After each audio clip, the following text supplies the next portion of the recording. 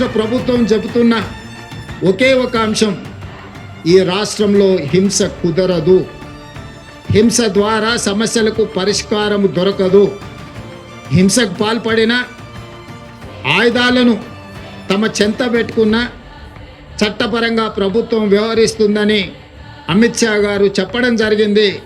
ఈరోజు రాష్ట్ర ప్రభుత్వంలో ఉన్న సంస్థలే కాదు, కేంద్ర ప్రభుత్వానికి సంబంధించిన సంస్థలు కూడా ఈ యాంటీ నక్సల్స్ ఆపరేషన్స్లో పాల్గొంటున్నారు.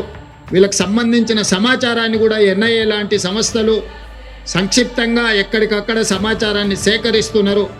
ఆ సంస్థలు కూడా కఠినంగా వ్యవహరిస్తాయి. కాబట్టి ఈరోజు అజ్ఞాతవాసంలో ఉన్న నక్సలైట్లకు నా సూచన, విజ్ఞప్తి, నా పిలుపు ఒక్కటే, మనమందరం ప్రజాస్వామ్యంలో ప్రజాస్వామ్యబద్ధంగా ప్రజా సమస్యల్ని పరిష్కరించుకుందాం.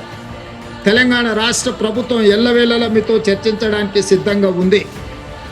అందుకే ఆయుధాలతో సహా మీరు ఈ రాష్ట్ర